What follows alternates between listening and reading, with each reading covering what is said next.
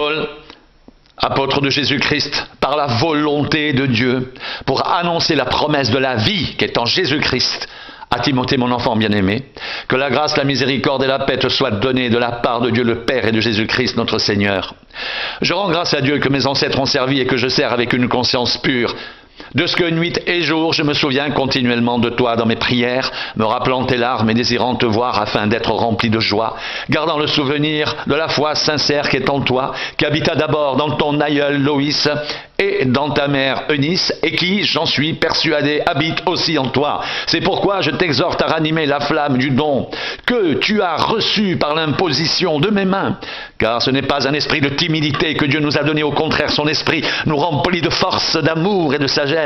N'aie donc point honte du témoignage à rendre à notre Seigneur, ni de moi son prisonnier, mais souffre avec moi pour l'Évangile, par la puissance de Dieu. Il nous a sauvés et il nous a adressé une sainte vocation, non à cause de nos œuvres, mais selon son propre dessein et selon la grâce qui nous a été donnée en Jésus-Christ avant les temps éternels et qui a été manifestée maintenant par la venue de notre Sauveur Jésus-Christ, qui a réduit la mort à l'impuissance et a mis en évidence la vie et l'immortalité par l'Évangile.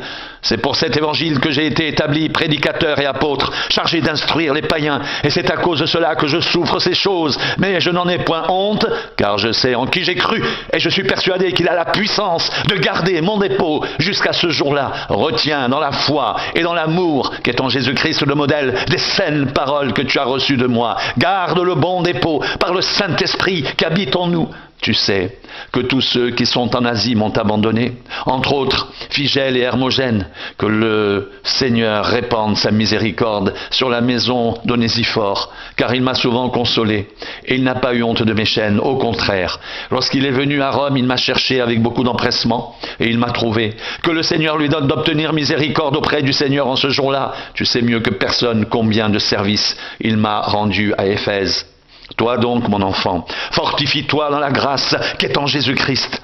Et ce que tu as entendu de moi en présence de beaucoup de témoins, confie-le à des hommes fidèles qui soient capables de l'enseigner aussi à d'autres. Souffre avec moi comme un bon soldat de Jésus-Christ. Il n'est pas de soldat qui s'embarrasse des affaires de la vie s'il veut plaire à celui qui l'a enrôlé, et l'athlète n'est pas couronné s'il n'a pas combattu suivant les règles. Le laboureur qui peine doit être le premier à recueillir les fruits. Comprends ce que je dis, car le Seigneur te donnera de l'intelligence en toutes choses.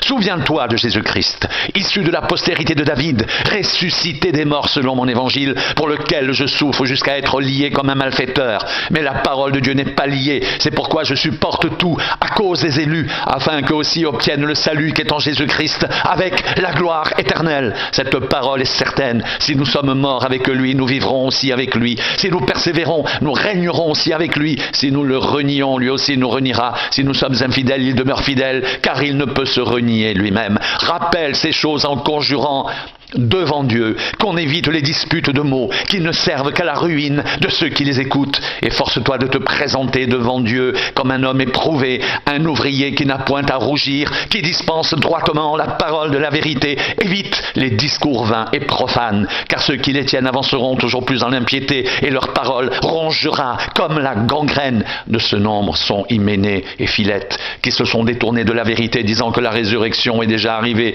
et qui renversent la foi de quelques-uns. Néanmoins, le solide fondement posé par Dieu subsiste avec ces paroles qui lui servent de sceau. Le Seigneur connaît ceux qui lui appartiennent, et quiconque prononce le nom du Seigneur, qu'il s'éloigne de l'iniquité. Dans une grande maison, il n'y a pas seulement des vases d'or et d'argent, mais il y a aussi des vases de bois et de terre. Les uns sont des vases d'honneur, les autres d'un usage vil. Si donc quelqu'un se conserve pur en s'abstenant de ces choses, il sera un vase d'honneur sanctifié, utile à son maître, propre à toute bonne œuvre. Fuis les passions de la jeunesse et recherche la justice, la foi, l'amour, la paix avec ceux qui invoquent le Seigneur d'un cœur pur. Repousse les discussions folles et inutiles, sachant qu'elles font naître des querelles. Or, il ne faut pas qu'un serviteur du Seigneur ait des querelles. Il doit au contraire être affable pour tous, propre à enseigner, doué de patience. Il doit redresser avec douceur les adversaires dans l'espérance que Dieu leur donnera la repentance pour arriver à la connaissance de la vérité, et que revenus à leur bon sens, ils se dégageront des pièges du diable qui s'est emparé d'eux pour les soumettre à sa volonté. Sache que dans les derniers jours, il y aura des temps difficiles, car les hommes seront égoïstes, amis de l'argent, fanfarons, hautains, blasphémateurs, rebelles à leurs parents, ingrats, irreligieux, insensibles, déloyaux, calomniateurs, intempérants, cruels, ennemis des gens de bien, traîtres, emportés, enflés d'orgueil, aimant le plaisir plus que Dieu, ayant l'apparence de la piété, mais reniant ceux qui ont fait la force. Éloigne-toi de ces hommes-là. Il en est parmi eux qui s'introduisent dans les maisons et qui captivent de faibles femmes chargées de péché, agitées par des passions de toute espèce, apprenant toujours et ne pouvant jamais arriver à la connaissance de la vérité. De même que Janès et Jambres s'opposèrent à Moïse, de même ces hommes s'opposent à la vérité, étant corrompus d'entendement, réprouvés en ce qui concerne la foi, mais ils ne feront pas de plus grands progrès, car leur folie sera manifeste pour tous, comme le fut celle de ces deux hommes. Pour toi, tu as suivi de près mon enseignement, ma conduite, mes projets, ma foi, ma douceur, mon amour, ma constance, mes persécutions, mes souffrances. À quelle souffrance n'ai-je pas été exposé à Antioche, à Icône, à Lystre? Quelle persécution n'ai-je pas supporté? Et le Seigneur m'a délivré de toutes. Or, tous ceux qui veulent vivre pieusement en Jésus-Christ seront persécutés, mais les hommes méchants et imposteurs avanceront toujours plus dans le mal, égarant les autres et égarés eux-mêmes. Toi, demeure dans les choses que tu as apprises et reconnues certaines, sachant de qui tu les as apprises dès ton enfance. Tu connais les saintes lettres qui peuvent te rendre sage à salut par la foi en Jésus-Christ. Toute écriture est inspirée de Dieu et utile pour enseigner, pour convaincre, pour corriger, pour instruire dans la justice, afin que l'homme de Dieu soit accompli et propre à toute bonne œuvre. Je t'en conjure devant Dieu et devant Jésus-Christ, qui doit juger les vivants et les morts, et au nom de son avènement et de son royaume, prêche la parole, insiste en toute occasion, favorable ou non, reprend, censure, exhorte, avec toute douceur et en instruisant, car il viendra un temps où les hommes ne supporteront pas la saine doctrine, mais ayant la démangeaison d'entendre des choses agréables, ils se donneront une foule de docteurs selon leurs propres désirs, détourneront l'oreille de la vérité, se tourneront vers les fables. Mais toi, sois sobre en toutes choses, supporte les souffrances, fais l'œuvre d'un évangéliste, remplis bien ton ministère, car pour moi, je sers déjà de libation, et le moment de mon départ approche. J'ai combattu le bon combat. J'ai achevé la course, j'ai gardé la foi. Désormais la couronne de justice m'est réservée.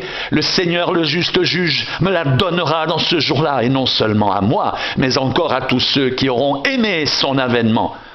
Viens au plus tôt vers moi, car Démas m'a abandonné par amour pour le siècle présent.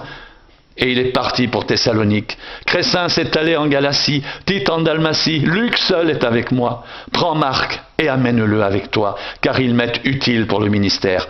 J'ai envoyé Tychique à Éphèse. Quand tu viendras, apporte le manteau que j'ai laissé à Troas chez Carpus et les livres, surtout les parchemins. Alexandre, le forgeron, m'a fait beaucoup de mal. Le Seigneur lui rendra selon ses œuvres.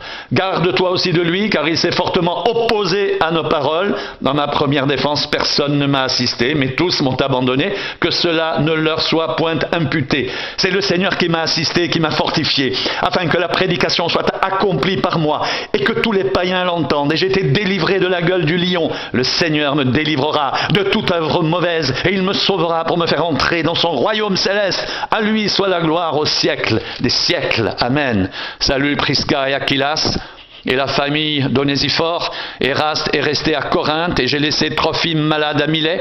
Tâche de venir avant l'hiver. Eubulus, Pudens, Linus, Claudia et tous les frères te saluent.